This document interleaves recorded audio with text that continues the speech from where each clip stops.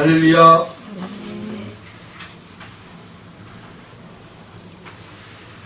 믿음이 흔들릴 때가 있죠, 여러분.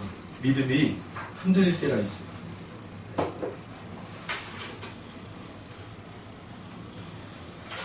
요즘 저희 교회가 위치한 이 용문동 지역이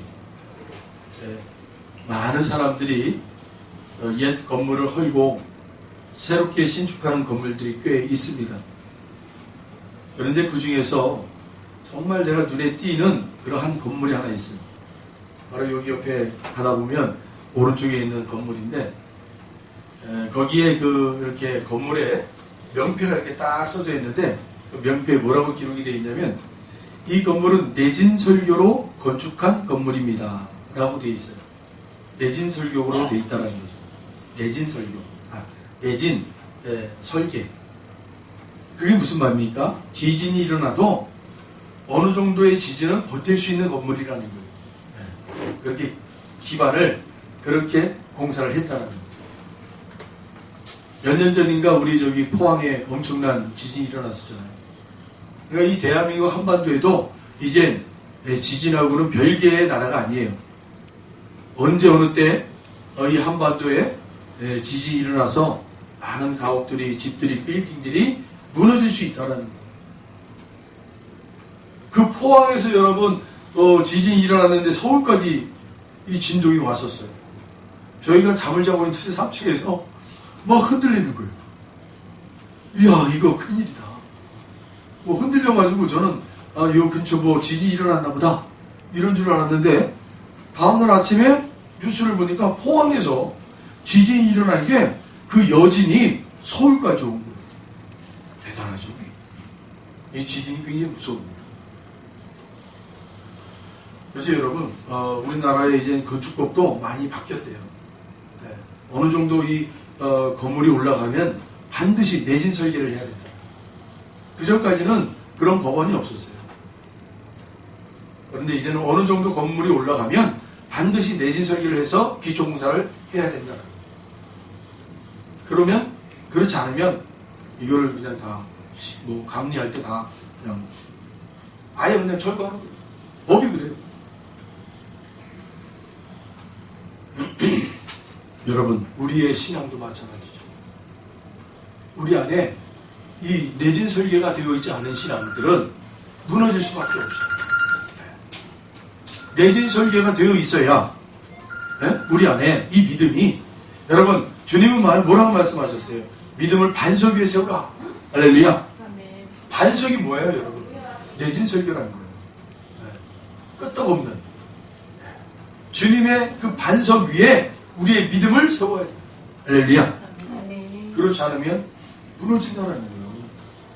무너지면 여러분, 우리가 이 믿음 생활할 때 그 힘들고 어렵고 그것보다 무너지면 더 힘든 거예요.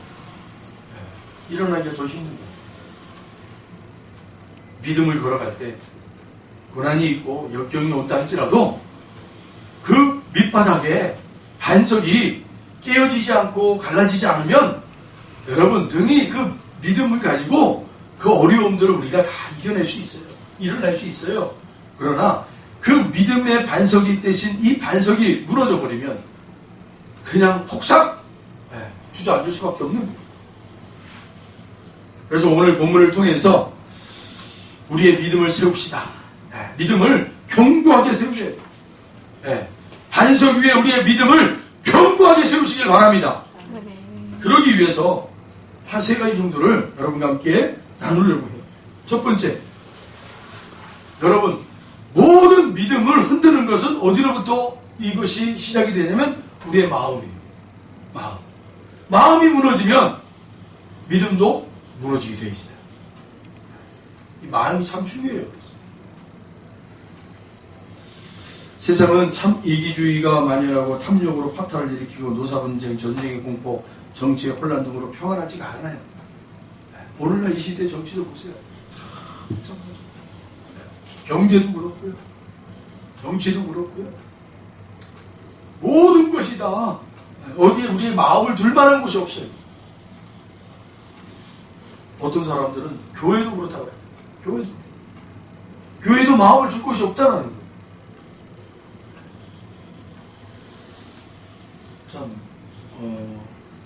참 옛날보다 어렵게 사는 분들이 오늘인 것 같아요. 오늘 우리가 사는 세대인 것 같아요. 그래도 세상 사람들이 힘들고 지쳐서 어디를 찾아왔었어요? 교회 예배당을 찾아왔었어요. 그리고 쉼을 얻고 위로를 받고 다시 일어날 용기를 받았던 것이 바로 교회였다. 그런데 오늘날은 교회조차도 그렇게 그들에게 힘을 주지 못하고 교회조차도 그들에게 용기를 주지 못하고 있는 이러한 시대에 참 어렵게 사는 게 바로 오늘 이 시대구나 라고 생각이 듭니다. 그런데 끊임없이 하나님의 말씀 우리에게 뭐라고 얘기하고 있어요? 시편 55편 22절에 내 짐을 여호와께 맡기라. 그가 너를 붙드시고 의인의 요동함을 영원히 허락하지 아니하시리로다. 할렐루야.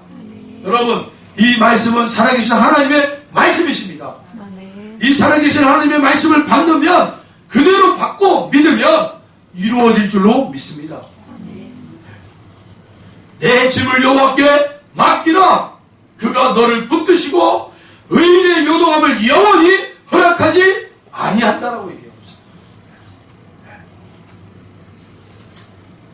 어떻게 보면 여러분, 건물 안에 있는 예배당을 들어와서 하나님의 말씀을 그 위로를 받고 평안을 얻고 그랬던 시절이 이제는 오늘날은 그런 것이 없어졌다.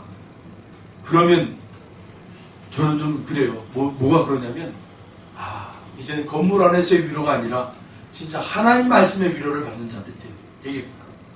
하나님 말씀의 위로를 받아야 돼요.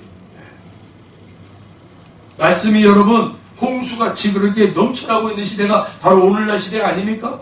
여기저기에서 들어보면 말씀들이 막 폭포수같이 쏟아져요. 여러분 그게 중요한 게 아니죠. 어떤 말씀이든 내가 믿음으로 받을 때 그 말씀이 나에게 참 생명이 되고 그 말씀이 나의 참 위로가 되는 거예요. 여러분 환경이 변하고 사람들이 변해도 하나님의 말씀은 영원합니다. 여러분 변함이 없는 거예요. 하나님의 말씀은 변함이 없는 거예요. 2000년 전에 이 말씀이 누군가에게 믿음으로 받았을 때 동일한 위로가 되었고 힘이 되었다면 오늘날 이 시대에도 동일하게 이 말씀을 믿음으로 받는 현대인들에게도 동일하게 위로가 되고 힘이 되는 것입니다. 수천 년이 흘러도 환경이 몇백 년이 바뀌어도 여러분 하나님의 말씀은 변개치가 않습니다.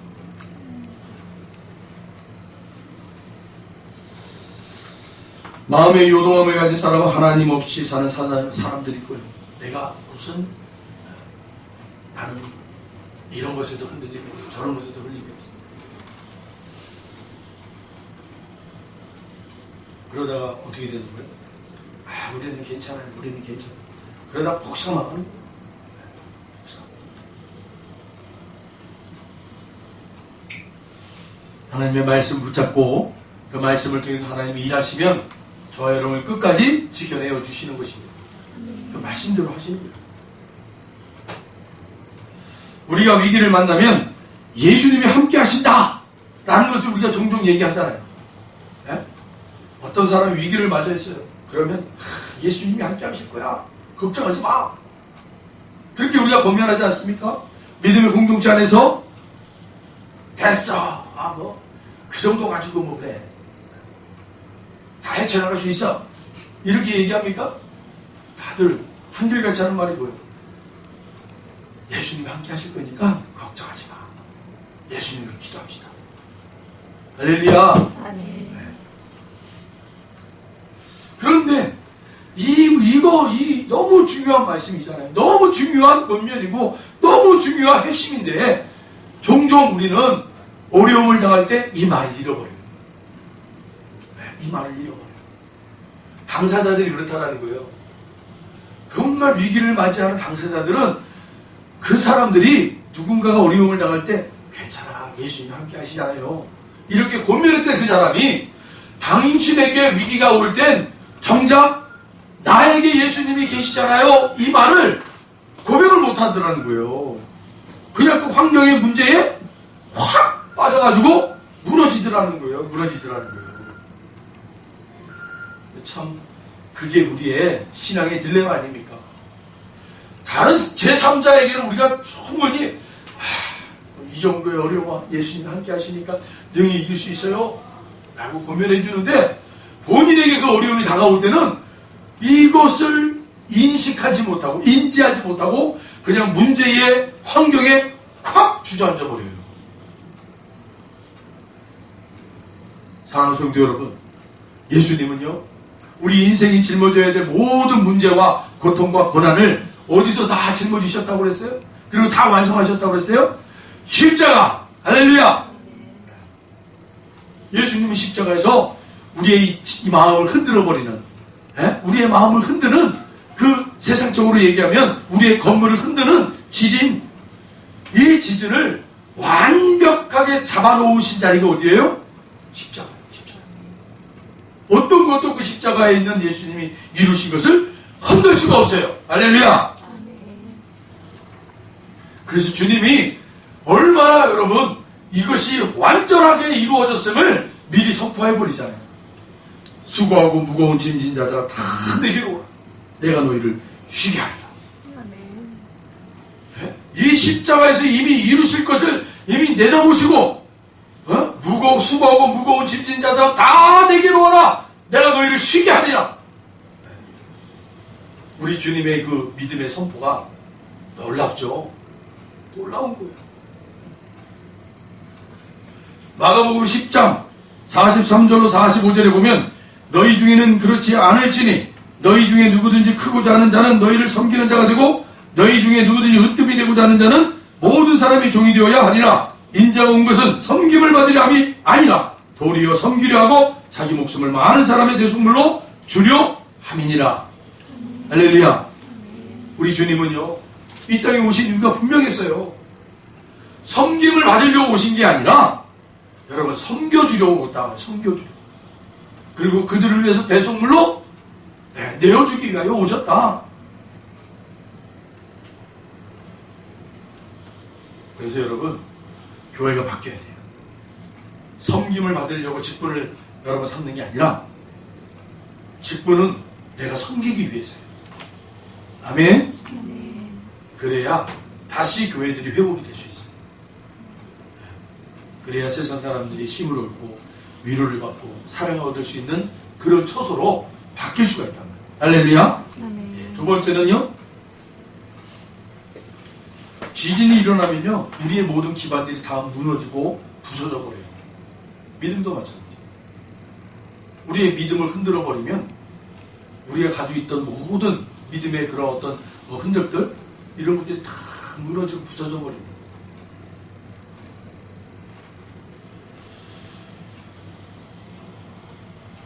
아이들이요 백사장에 나가가지고 모래를 모아가지고 집을 짓습니다. 그런데 부모님들은 그 아이들이 노는 모습을 보고 그냥 참 잘 논다 이렇게 얘기를 해줘요. 너무 그렇게 아이들이 막 수고가 있은 걸 가지고 그렇게 너무 거기에 집중하지 마라, 그렇게 얘기를 해줘요. 그냥 그 자체만으로, 그냥 만드는 것 자체만으로 즐거워하라는 거예요. 이거를 뭐 4시간 뒤에 5시간 뒤에도 하루 뒤에도 이거 그대로 있을 거야, 이런 기대감을 갖지 않도록. 왜냐하면 여러분 아시잖아요. 민물과 썸물이 왔다 갔다 하면 그냥 그 모래성은 다 없어져 버리는 거예요. 없어져 버려요. 그러니까 아이들이 그 모래사장에서 막 모래 가지고 노는 거 부모님들이 그냥 기분 좋게 그냥 바라보시잖아요. 그런데 절대로 여러분 아이들이 그곳에다 모래사장에다가 그냥 돈을 그냥 자기 용돈을 막 엄마 아빠가 준 한 달 용돈 5만 원을 다 투자해가지고 거기에다가 뭔가를 투자해서 모래성에다 막 짓는다고 생각해보세요. 그러면 어떤 부모가 야 잘한다 그렇게 하시는 부모가 있겠어요? 아니 민물과 썸물로 왔다 갔다 하면 다 없어질 거, 그걸 뻔히 내다보고 있는 부모님들이 거기에다가 이렇게 돈을 투자하는 아이들을 말리지 않겠냐고요. 마찬가지.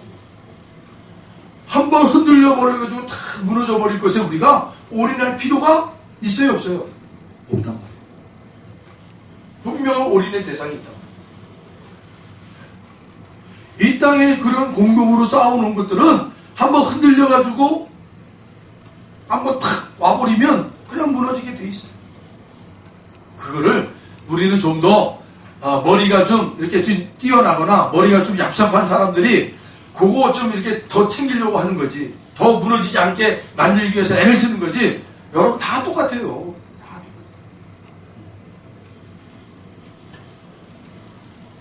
그래서 뭐 이런 얘기 저런 얘기도 많잖아요. 뭐 좋은 친구를 만나라. 너희들이 그 가지고 있는 재물들 다 뺏기지 않으려면 중년에 가서는 좋은 친구들을 만나서 잘 지내야지. 그렇지 않으면 그 사람들이 너의 그 모든 걸 다 뺏어간다. 그래서 부모님들이 늘 걱정하는 것 중에 하나가 뭐예요? 아유, 이 자식이 좋은 사람들 만나서 유대관계 가져서 그렇게 재산 모은 거 잘 유지할 수 있도록 그렇게 해주는 거예요. 이게 참 걱정이죠. 그렇죠? 근데 여러분, 그것을 지킬 수 있는 방법이 한 가지 있다니까요. 믿음이래요. 믿음이 있으면 그 믿음 가지고 하나님 앞에 기도하면 하나님이 지켜주시는 거예요. 지켜주셔야 돼요. 가장 큰 유산은 믿음의 유산을 줘야 돼요. 믿음의 유산. 하나님을 찾는 거예요. 하나님을 찾는 그 믿음을 물려줘야 돼요. 그래야 우리의 모든 것들이 여러분 그렇게 지켜지고 보존되고 번성해지는 거예요. 할렐루야. 네. 예수께서 일어나사 여자 외에 아무도 없는 것을 보시고 이르시되 여자여 너를 고발하던 그들이 어디 있느냐? 너를 정죄한 자가 없느냐? 대답하되 주여 없나이다. 예수께서 이르시되 나도 너를 정죄하지 아니하노니 가서 다시는 죄를 범하지 말라 하시니라. 요한복음 8장에 나와 있는 내용이죠. 율법주의의 신앙은 정죄예요. 정죄. 잘못을 따져가지고 이러면 안 된다고 야단치는 거예요. 야단치고 그렇게 정죄를 하는 게 바로 율법주의예요. 율법주의. 예수님 앞에 나온 이 많은 무리들이 바로 다 율법으로 이 여인, 가늠한 여인을 반드시 돌로 쳐 죽여야 된다라는 거예요. 그런데 그 중에 예수가 노방전도하면서 사랑하라, 사랑하라. 죄인들을 허물들을 다 용서하라. 그렇게 하고 다니는 걸 봤거든요. 그러니까 야 이거 봐라. 율법으로 이걸 다 올만해가지고 그래 네가 한번 어떻게 대답하나 보자. 네가 율법을 어기면 너도 율법에 돌로 맞아 쳐 죽이라고 했으면 너 쳐 죽일 수 있는 근거를 잡기 위해서 예수 앞에 이 가늠한 여인을 데리고 나온 거죠. 자, 율법에는 이 가늠한 여인을 돌로 쳐 죽이라고 그러는데 어떻게 하겠습니까? 라고 질문을 해요. 그랬더니 예수님이 딱 듣고는 탁 주저앉아가지고 뭔가를 탁 써요. 그리고 일어나서는 죄 없는 자가 먼저 돌로 쳐라 라고 얘기하고는 또 앉아서 꼭 써요. 그랬더니 사람들이 아니 죄 없는 사람이 먼저 돌을 치라고 그러는데 저 사람 저 앉아가지고 뭐하나 하고 뭘 쓰고 있더라는 거예요. 그래서 사람들 이렇게 보니까 누구 아무개는 어떤 죄, 누가 아무개는 어떤 죄. 이거 이제 신학자들이 얘기하는 거예요. 그냥 어떤 글을 썼는지는 몰라요.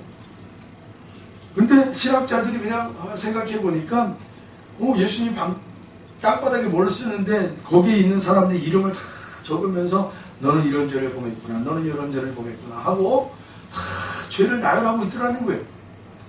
그러니까 아이고 이것이 드러나면은 자기들이 먼저 돌에 맞아 죽을 뻔하겠네 하고 그냥 황급하게 그 곳을 떠났다라는 거예요.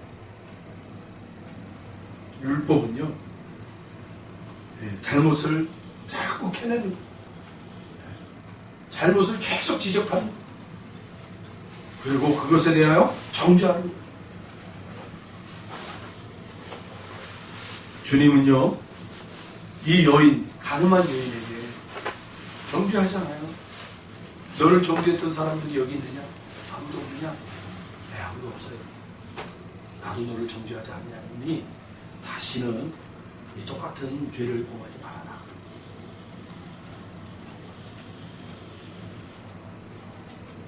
여러분, 사랑은 허다한 것을 돕는다고 그랬어요. 주님이 그걸 보여주신. 여러분, 우리의 믿음이 흔들리고 부서지고 그 있다면 우리가 주님의 그 사랑의 그 모습을 잃어버리고 있고, 어쩌면 율법주의자들의 신앙을 우리 안에 가지고 있는 거예요. 율법은 우리의 신앙을 흔들어요. 우리의 믿음을 흔들어요. 우리의 믿음을 좀먹어요. 그리고 결국에는 정말 주님을 떠날 수밖에 없는 그런 안타까움의 자리에 들어가야 되는 거예요. 무서운 거예요. 오늘날 교회도 마찬가지죠. 교회에서 막 사람들을 정죄하고 비평하고 단죄하고, 용서와 사랑은 없어져 버렸어요. 용서와 사랑은 없어졌어요. 뭔가 자신이 이렇게 얘기하고 저렇게 얘기하고 하는 것이 뭔가 권위 있는 것처럼 얘기해요. 근데 그게 권위가 아니에요. 여러분, 예수님이 우리에게 가르쳐준 용서와 사랑, 이게 최고의 덕목이에요. 최고의 덕목. 이 용서와 사랑을 늘 여러분 믿음 안에 싹을 키울 수 있는 저와 여러분들이 바랍니다.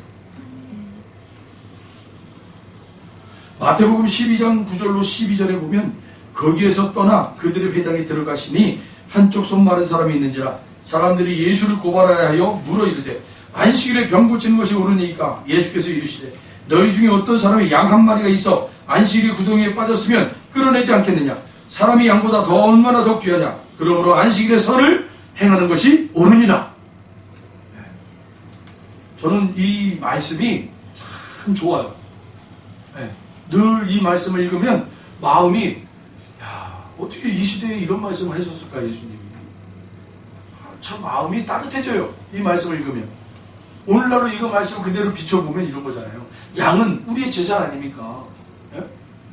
사람, 관계예요. 관계를 잃어버리면 여러분, 잠언서에 보면 최고의 그 재물은 뭐라고 그래요? 사람을 얻는 거라고 했어요. 사람, 선한 사람을 얻는 것이 최고의 재물입니다. 여러분, 사람과의 관계를 얻기 위해서 노력하고 수고하는 것이 복된 거예요. 그런데 주일날 그러면 되겠냐고. 그러면 안 되지 않냐. 그럼 주일날 당신의 재물이, 당신의 재산이 손해보고 있다면 당신은 어떻게 하겠냐고. 얼른 뛰쳐나가가지고 내 재산 지키기 위해서 노력하지 않겠냐고. 근데 진짜 재산이 뭐라고요? 사람을 얻는 거라니까요. 사람을 얻는 것보다 더 귀한 재산이 없어요. 어느 유명한 목사님이 그 교회에 하도 그 지역이 못 살아요. 하도 못 사는 동네예요. 이 사람이 록펠러였는지 아니면 누구였는지 잘 모르겠지만 하여간 대단히 큰 부자인 사람이에요. 근데 이 사람에게 어느 사람들이 여기저기에서 편지를 보내요. 우리 좀 도와주십시오. 좀 도와달라고 막 편지를 보내는 거예요. 그럼 이 사람이 돈이 재력이 많으니까 웬만하면 다 돈을 준대요. 그래요? 그럼 내가 투자할게요 하고 돈을 보내준대요. 근데 그 마을에 하도 못 살아. 그런데 목사님이 이 마을 사람들이 어떻게 하면 뭔가 이렇게 생기를 걸어놓고 뭔가 이렇게 소망을 걸어놓을 수 있을까 하고 주일 예배 시간에 여러분들에게 소망이 있습니다. 여러분에게 믿음이 있습니다. 여러분 미래를 바라보십시오. 투자하십시오. 막 설교를 한 거예요. 멋지게. 그 설교를 들은 그 지역의 학교 선생님이 감동을 받은 거예요. 설교에. 그래서 아이들과 함께 우리가 뭔가 큰 일을 좀 해보자 해가지고 아이들과 함께 이렇게 좀 이렇게 어떻게 하면 할까, 아이디어를 좀 내봅시다 하는데, 그때 아이들이 다 같이 돈 많은 그 아저씨한테 우리가 좀 편지를 써서 돈을 좀 받아서 투자를 하면 좋지 않을까요 해서, 그래 그럼 그게 좋겠다 해가지고 선생님이 이제 편지를 잘 작성해가지고 그 사람한테 보낸 거예요. 우리는 어떤 마을에 사는 학교인데 학생들하고 함께 이렇게 의논을 하다가 선생님에게 도움을 요청하고 이렇게 편지를 띄웁니다. 그런데 이 사람이 그때 돈으로, 우리나라 돈으로 이제 쉽게 말하면 그때 돈으로 한 500원 정도 준 거예요. 500원. 500원을 딱 봉투에 넣어서 보내준 거예요. 뭐 답장이 왔으니까 얼마나 기분이 좋았겠어요. 이 선생님이 또 학생들과 함께 야, 그분이 우리의 편지에 답장을 했다? 그거를 딱 펴보니까 500원이 딱 들어있고 그 내용이 뭐냐면 아, 그래요? 제가 도울 수 있는 거는 이 금액밖에 없습니다 하고 이 돈을 딱 보내온 거예요. 얼마나 황당했겠어요. 그 수많은 재산가인 사람이. 그런데 그 선생님과 학생들은요, 낙심하지 않았어요. 특별히 선생님은 그 목사님의 설교를 듣고는 낙심하지 않고 좋아, 우리가 이런 걸 콩 있잖아요. 콩 씨앗을 사자. 그래가지고 가게에 가가지고 콩 씨앗을 500원씩 사가지고 학교 주변에다가 콩 씨앗을 뿌려놨어요. 뿌려가지고 콩이 자라나가지고요, 콩을 수확을 한 거예요. 이 콩을 가지고 이 콩 재배한 걸 가지고 이걸 갖다 판 거예요. 그래서 그 당시 돈으로 뭐 한 5,000원 정도를 남겼나 봐요. 그래서 이분이 편지를 또 쓴 거예요. 당시 준 500원 가지고 우리 학생들과 이렇게 해서 이렇게 콩을 씨를 사가지고 뿌려가지고 재배해서 이렇게 5,000원어치 되는 이 돈을 우리가 거둬드렸습니다. 고맙습니다 하고 편지를 또 써준 거예요. 그때 이 사람이 감동을 받아가지고, 야, 이런 사람한테는, 이런 학생들한테는 투자해도 된다. 수천만 원을 내가 투자해도 아깝지 않다. 주시죠. 그래가지고 그 마을이요, 그 재산가한테 수천억, 수백억, 그 당시 돈이겠죠. 수천만 원을 돈을 투자받아가지고, 그래서 그냥 크게 그 돈 가지고 사업을 해가지고 그 마을이 이렇게 경제가 활성될 수 있었던 그런 계기가 됐다는 거예요.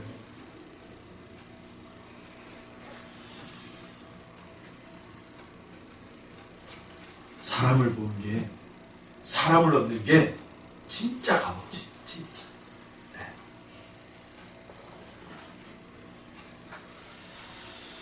시편 91편, 오늘 본문이죠. 1절로 3절을 우리 다 같이 한번 읽어봅니다. 1절로 우리 3절 우리 같이 읽어봅니다. 지존자의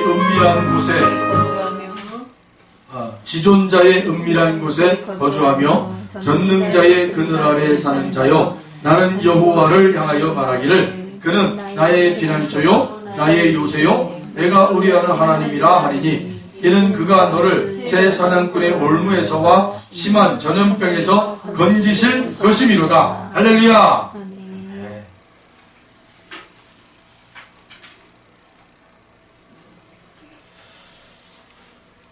하나님은 우리를 종교의 노예로 삼기 위해서 저와 여러분을 부르신 게 아니에요. 하나님을 사랑하는 자유로운 인생으로 그렇게 만들기 위하여 우리를 부르시고 사랑하신 거예요. 하나님을 진정으로 사랑하라고. 할렐루야. 네. 마지막으로 세 번째는 영원한 반석은 어디라고요? 예수 그리스도의 십자가예요. 이거 잊지 마세요. 흔들림이 없는, 우리의 믿음을 흔들 수 없는 그 반석은 예수 그리스도의 십자가. 그러니 여러분, 아무리 세상이 흔들어도 우리의 믿음이 흔들리지 않는 그러한 그 반석은 바로 예수 반석이라는 거예요. 예수 반석. 여러분, 우리를 흔들 수 있는 모든 근원이 어디로부터 와요? 죄로부터 왔으니까. 죄. 탐심. 그 탐심도 어디서 오는 거예요? 죄로부터 오는 거예요. 우리 이기적인 마음도 어디서 또 와요? 죄로부터 오는 거예요. 그런데 이 죄를 근원적으로 해결하신 그 자리가 어디예요? 십자가 아닙니까? 십자가. 예수님의 그 보혈, 그 보혈이 우리의 모든 죄를 사하시고 값을 치르시고 우리를 그 죄로부터 건져내신 예수 그리스도의 보혈. 할렐루야. 그래서 그 십자가에서는 예수 그리스도의 보혈은 우리의 죄와 허물을 덮어주시고 씻어주시고 우리의 육체의 질병을 치유해 주시는 그런 놀라운 은총이 있는 자리가 바로 예수 그리스도의 십자가입니다. 할렐루야. 하나님이 이르시되 그가 나를 사랑한 즉 내가 그를 건지리라. 그가 내 이름을 안 즉 내가 그를 높이리라. 그가 내게 간구하리니 내가 그에게 응답하리라. 그들이 환난 당할 때에 내가 그와 함께하여 그를 건지고 영화롭게 하리라. 내가 그를 장수하게 함으로 그를 만족하게 하며 나의 구원을 그에게 보이리라 하시도다. 오늘 본문 14절로 16절의 내용입니다. 우리 주님께서는 우리에게 건져주시고 높여주시고 응답해주시고 건지시고 영원하게 해주시고 장수하게 해주신다. 그리고 결국 행복하게 해주신다. 이 모든 것을 우리 주님이 원하시는 날에 줄 수 있다는 거예요.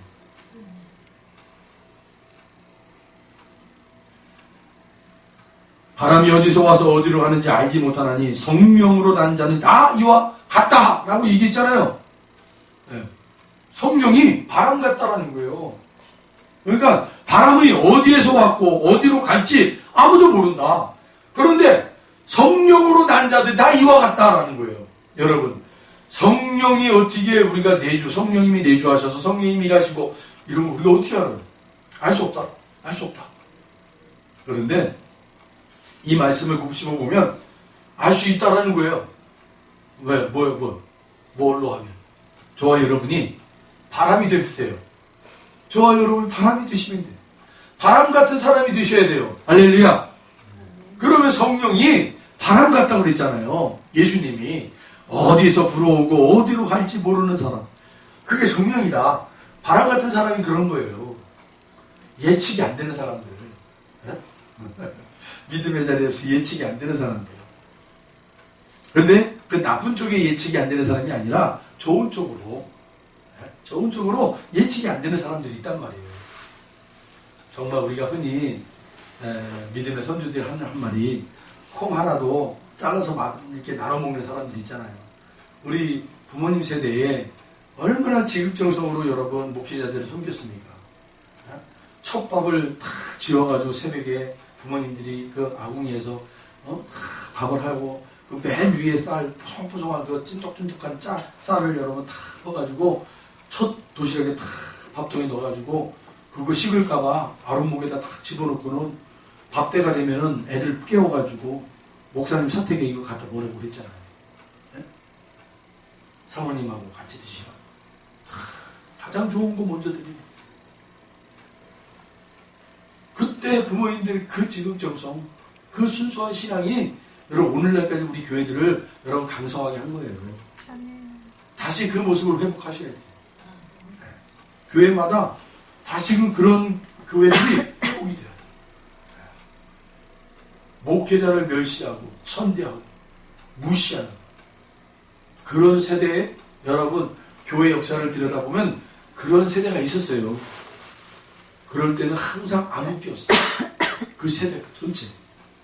그런데 목회자들을 잘 섬기고 목회자들을 잘 존중해주는 그런 세대가 또 오면 여러분 활짝 폈어요. 세대가. 역사가 그걸 우리에게 증언하고 있는 거예요. 오늘날 우리 교회가 또 이 나라가 힘들고 어렵다고 하잖아요.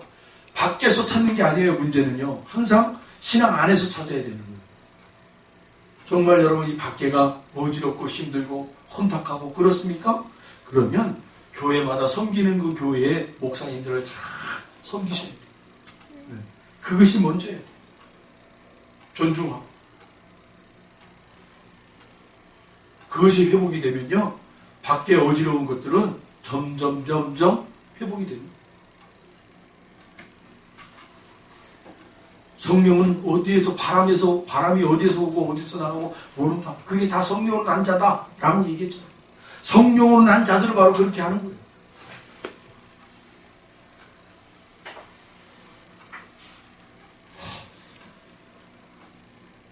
예수를 믿고 거듭나면 바람 같은 옛사람이 살아가는 것입니다.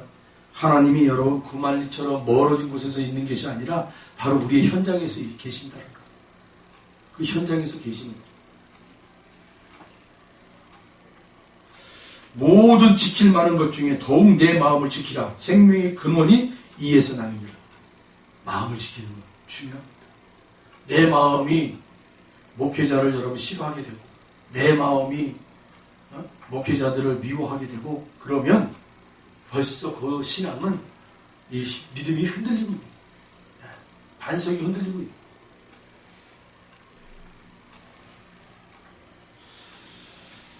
우리의 믿음을 견고하게 세우시길 바랍니다. 네. 우리의 믿음이 견고해지려면 내진 설계를 잘 하셔야 돼요.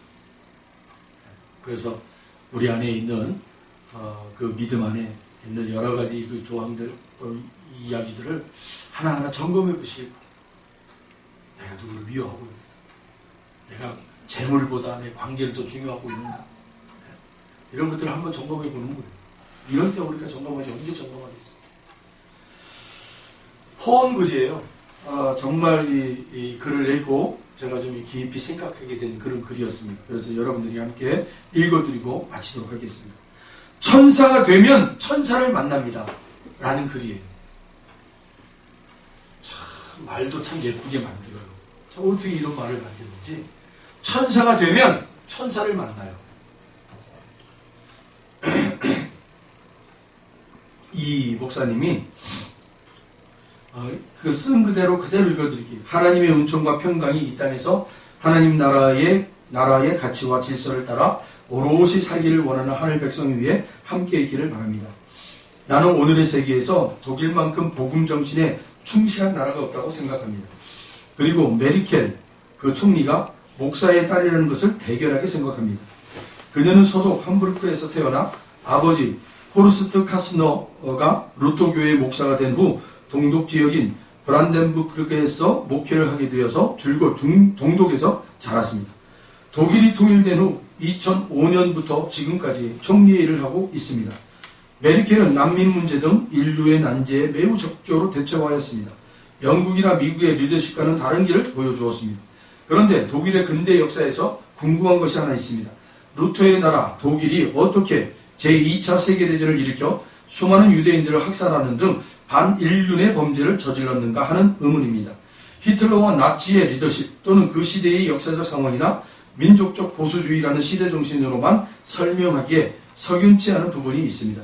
그때 루터의 자손임을 자랑스럽던 독일 교회는 어떤 역할을 하였단 말인가요?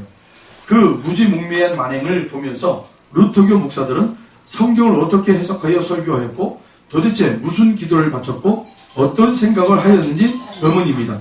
그래서 그때 반나치 운동에 앞장섰던 마르틴 니뮬러라는 목사님의 글을 읽게 되었습니다.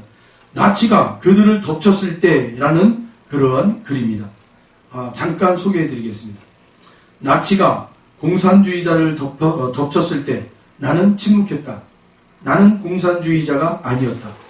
그 다음에 그들이 사회민주당원들을 가두었을 때 나는 침묵했다. 나는 사회민주당원이 아니었다. 그 다음에 그들이 노동조합원들을 덮쳤을 때 나는 아무 말도 하지 않았다. 나는 노동조합원이 아니었다. 그 다음에 그들이 유대인들에게 왔을 때 나는 아무 말도 하지 않았다. 나는 유대인이 아니었다. 그들이 나에게 닥쳤을 때 나를 위해 말해줄 이들이 아무도 남아있지 않았다. 정말 우리의 그 마음을 이렇게 울리는 그런 글 아닙니까? 정말 나서야 할 때 나서지 못하는 그러한 교회는 그 사회에서 이미 죽었다는 거예요. 정말 그 사회, 그 시대에, 그 문제에 목소리를 내지 못하고 있다면 우리가 성도로서 우리 한 사람 한 사람이 당면하는 그 문제 앞에 우리 문제를 해결해주고 같이 의논해주고 같이 눈물해줄 만한 사람들이 과연 있을까라는 거죠. 저는 이 용문동이라는 이 지역에서 이 교회를 한 12년 동안 하면서 그래도 우리가 코로나19 때문에 참으로 어려운 시절을 경험했음에도 불구하고 저는 참 감사했었습니다. 네. 우리가 그래도 처음에는 그래 정부 정책에 따라서 우리가 대면 예배를 드리지 말고 우리가 영상 예배를 드립시다 해가지고 한 몇 달간 우리가 교회에 다 폐쇄했어요. 근데 그게 옳지 않다라는 생각이 들고 그래서 다시 대면 예배 쪽으로 방향을 바꿔서 이제 우리가 다시 모여서 예배를 드릴 때 지역사회에서 우리 교회를 바라보고 있는 시선들이 그렇게 나쁜 시선들이 아니었어요. 많은 그런 교회들은 지역사회에서 이 시국이 어떤 시국인데 지금 나와서 예배를 드리느냐 하고 이상한 눈초리를 가지고 또 당국에다가 막 신고도 하고 어느 교회에서 사람들이 모여가지고 예배를 드립니다. 식사를 한다 하고 막 신고하고 그래서 당국에서 나와가지고 막 조사도 하고 이런 상황들이 막 벌어질 때 그래도 우리 이 교회는 12년 동안 이곳에서 참 많은 그런 사랑을 나눴구나. 많은 지역 주민들이 그렇게 어려운 시국에도 불구하고 우리 교회에 대한 나쁜 시선을 갖고 있지 않다라는 그런 결론을 제가 갖게 됐어요. 그래서 참 지난 그 12년이라는 세월이 결코 헛산 건 아니었구나. 사랑을 그래도 주님의 사랑을 그래도 많이 전했구나. 그들의 아픔을 우리가 또 알고 같이 공유하면서 그렇게 살아왔던 지난 날이 오늘 이 대면 예배를 드릴 때 저들이 어려움 때에 같이 우리에게 도움을 줄 수 있는 그런 힘의 원동력이 되지 않았을까 라는 그런 마음이 들어서 위로를 받았어요. 여러분도 여러분들의 삶의 자리에 정말 여러분들이 아플 때 도움을 줄 수 있는 사람들이 있어야겠죠. 그러기 전에 먼저 내가 그들의 아픔을 함께 공유할 수 있는 사람들이 되시기 바랍니다. 내가 천사가 되면 천사가 온다라. 우리 함께 찬송가 455장 찬양하신 후에 주기도문으로 마치겠습니다.